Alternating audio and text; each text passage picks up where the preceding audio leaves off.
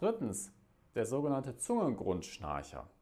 In Rückenlage rutscht die Zunge nach hinten und blockiert die Atemwege.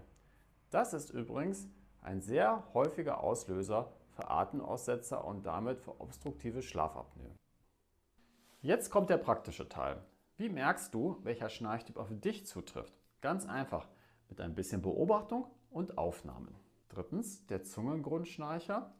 Besonders laut auf dem Rücken, leise auf der Seite, dann ist die Zunge meist der Übeltäter.